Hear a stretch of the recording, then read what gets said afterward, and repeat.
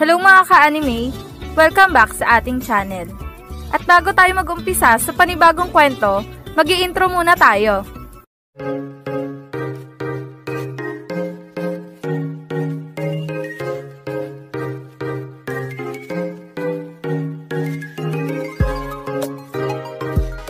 Bago natin simulan ang panibagong kwento ng High School League, gusto ko lang ipaalala sa inyo ng paulit-ulit na ang kwentong ito ay isang fan-made lamang na nabasa ko lang sa isang site at hindi ito kasama sa totoong kwento ng Slam Dunk.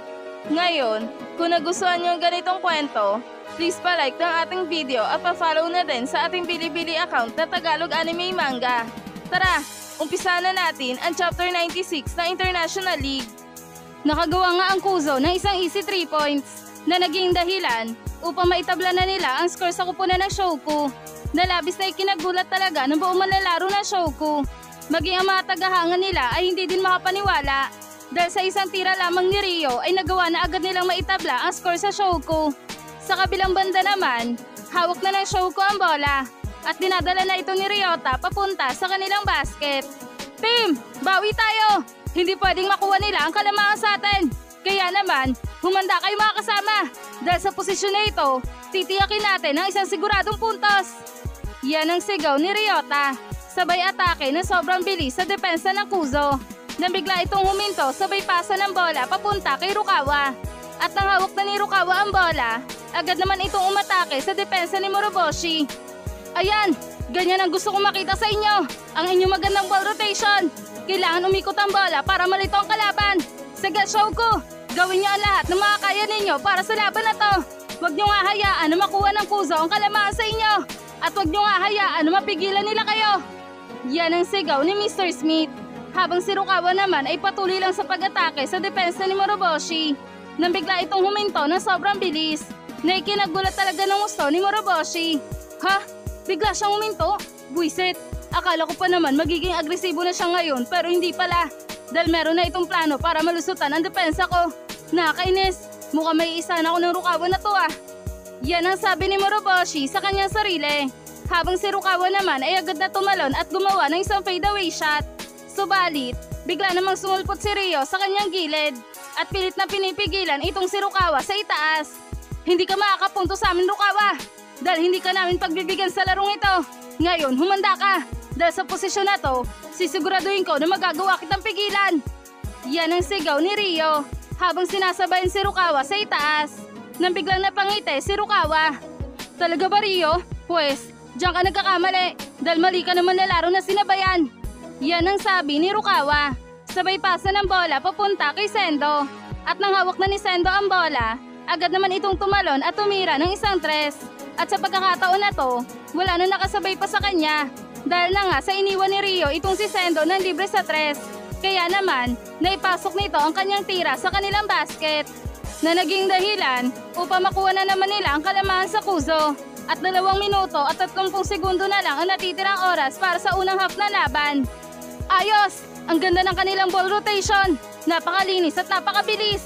Nakagawa sila ng isang magandang puntos. Ang galing niya, Shoku. Hindi niyo talaga hinayaan na magawa kayong pigilan ng inyong kalaban.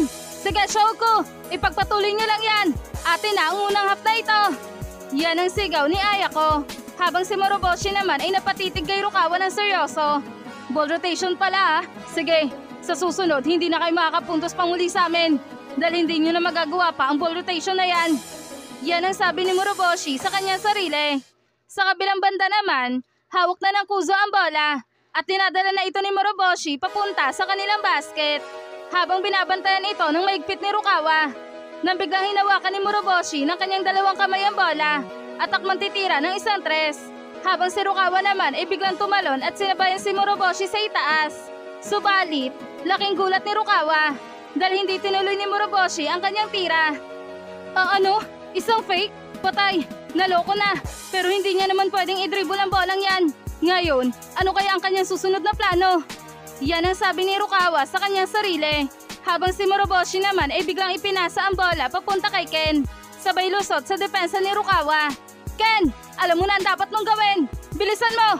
Ibato mo na ang bola sa ating basket!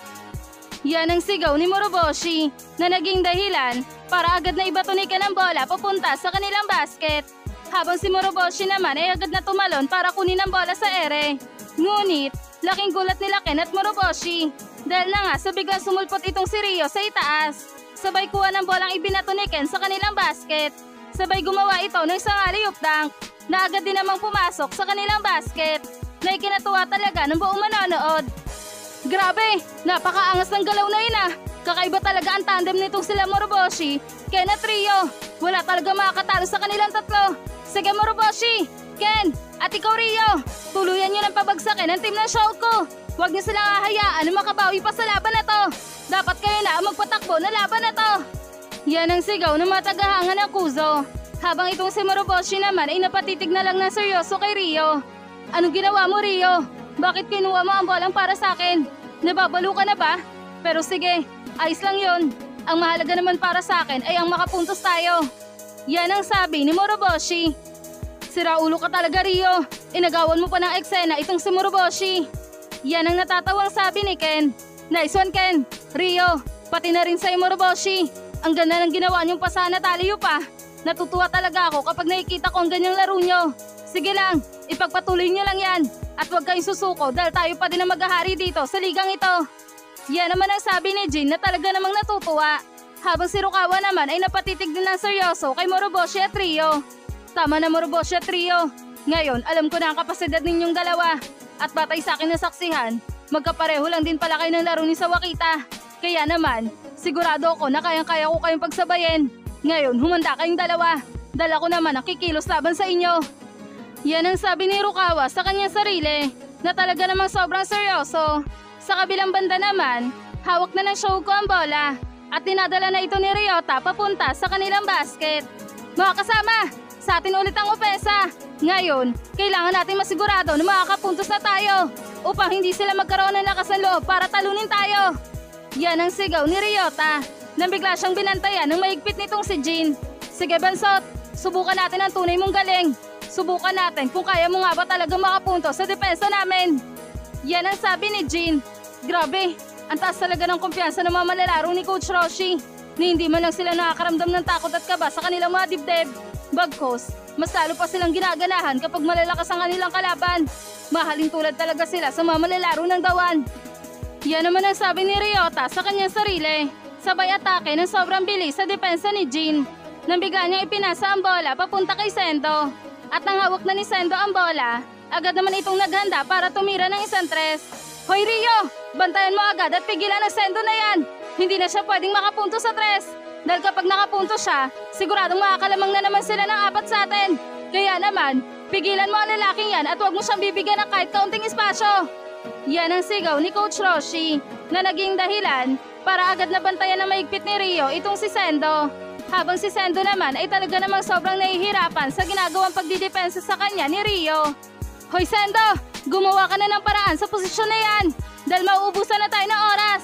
Kaya naman, kailangan na nating maitira ang bolang yan. Yan ang sigaw ni Ayako na naging dahilan upang agad na itira ni Sendo ang bola papunta sa kanilang basket. At dahil sa nagmamadali na si Sendo at alanganin ang kanyang tira, sumablay ang bola sa kanilang basket na ikinatuwa talaga ni Coach Roshi. Ayos! Sumablay ang tira ni Sendo.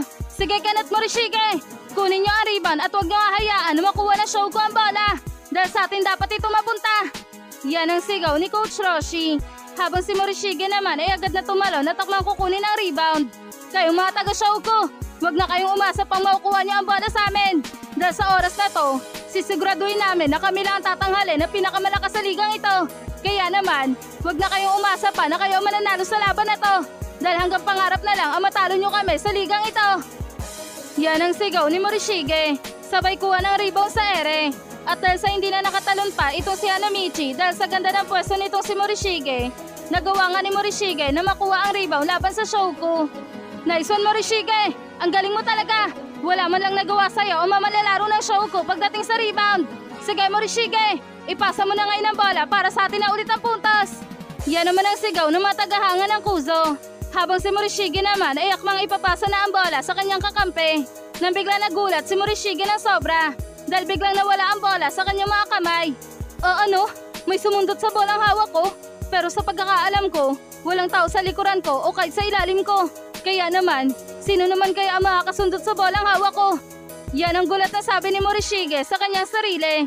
At nang paglingon nito sa kanyang likuran, nakita niya si Hanamichi na hawak na ang bola. Hoy ungas, huwag ka nang umasa na hindi ko magagawang mapigilan ka sa ilalim ng basket. Dahil sinadya ko lang naman na hindi tumalon upang masiyahan ka naman sa itaas. Ngayon na natuwa ka na, siguro naman sapat na yan na regalo ko. Ngayon humanda ka na, dahil tatanggalin ko na ulit ang ngiti sa iyong mga labi. Yan ang sabi ni Hanamichi, sabay istil sa bolang hawak nitong si Morishige. At nang hawak na ni Hanamichi ang bola, hindi na ito nag-aksaya pa ng oras. At agad itong tumalo na mataas at gumawa ito ng isang two-hand monster slam dunk na agad rin naman pumasok sa kanilang basket. Kaya naman, muli nilang naitaas sa 3 puntos ang kalamaan sa Kuzo na labis na ikinatuwa talaga ng buong manonood sa loob ng arena. At dito na nagtatapos ang Chapter 96 na International League.